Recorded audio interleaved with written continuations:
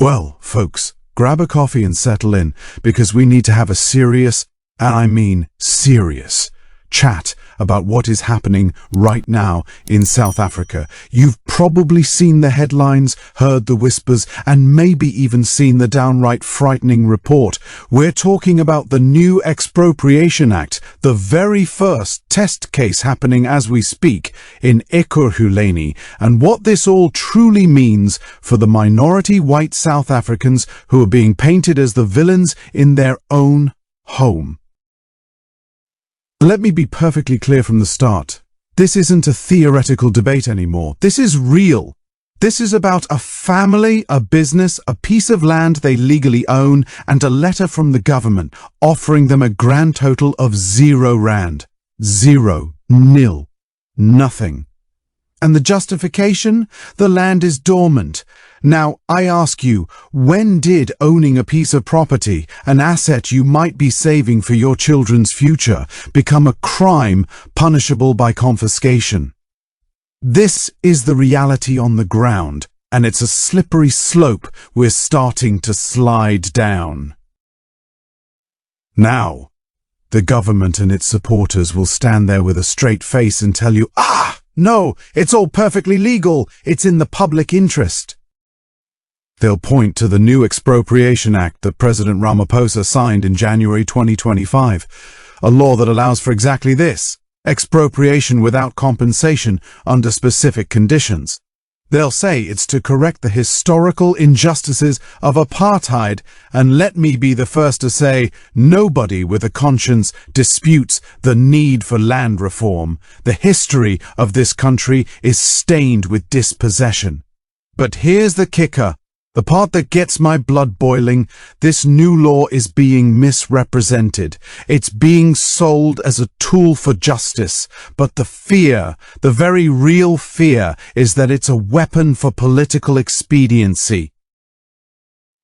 And don't for a second think this is just a local issue. The world is watching. When US President Donald Trump started talking about offering refugee status to white farmers, the South African government was outraged. They called it misinformation. They denied any persecution. But you have to ask yourself, why is this narrative so persistent? It's because people are scared. They see what happened in Zimbabwe, where a similar path led to economic collapse and violence, and they think, is that our future? The government is quick to say, but our process is different. We have judicial oversight. But tell me, when you're the one holding the zero compensation notice, does that technicality really comfort you? Let's talk about that Ekor Hulaini case, because it's the canary in the coal mine, a 34-hectare plot in Boksburg. The owners, Business Venture Investments, bought it back in 2005 for R1 million. Yes, 2005 in democratic South Africa, and now the city wants it for housing. Not a problem, they say. They're not even challenging the expropriation itself. What they are challenging is the offer of zero compensation, especially when their own valuations put the property at over R30 million. The city's defense?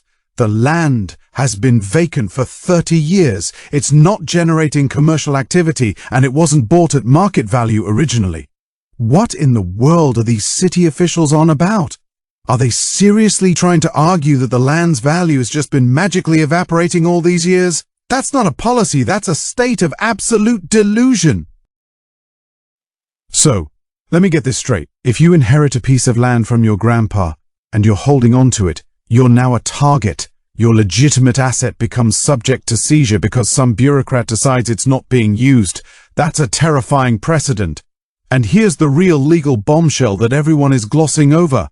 A top property law lecturer from Stellenbosch University, Dr. Tanveer Jiwa, has gone on record saying the city is misinterpreting the law. She says, and I quote, "Until the Expropriation Act of 2024 commences, zero compensation has no statutory footing." So, are they jumping the gun? Is this entire landmark case being built on a legal misinterpretation? You tell me. This is where the justified anger comes in. Because this isn't just about land. It's about the foundation of any modern society. Property rights.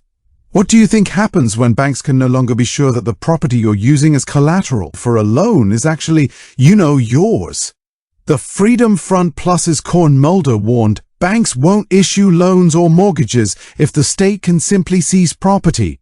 He's not wrong. If you think the economy is struggling now, just wait until the entire system of property-based credit and investment seizes up because the risk becomes too high. This affects everyone, of every color, who dreams of owning a home, of starting a business, of building a legacy. And through it all, the lived experience of the white South African is being dismissed. We're told we're paranoid. We're told there's no white genocide. But it's not about that loaded term, is it?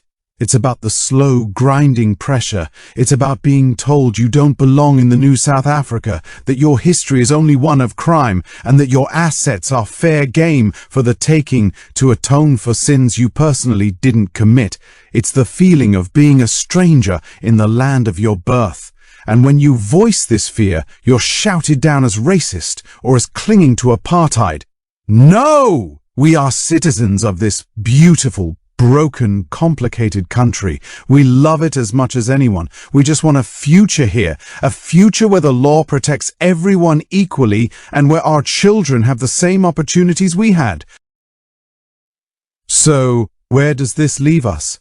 It leaves us at a crossroads. The court-directed mediation for the Ekor Hulaini case is happening tomorrow, on the October 31st, 2025. The outcome of that will send a shockwave through the nation. If the city wins, it will open the floodgates. You can bet your last rand that municipalities across the country will see this as a green light to start seizing land left, right, and center. And then what? We'll be left with a country where no one's title deed is safe, where investment flees, and where the very social fabric tears under the strain. This is a fight for the soul of South Africa.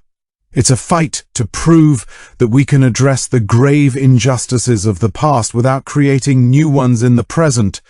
It's a fight to show that the Constitution's promise of a just and equitable society applies to all its people, not just some. Dear friend, your voice matters. This isn't just a video you watch and forget. This is happening right now. If what you've heard today has made you think, has made you angry, or has made you worried, then you need to act.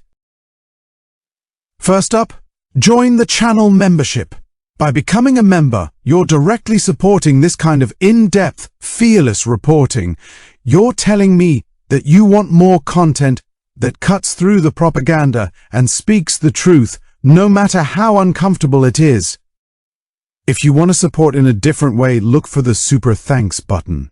Every single donation, no matter the size, helps keep the lights on and allows us to dedicate more time to investigating stories that the mainstream media often ignores.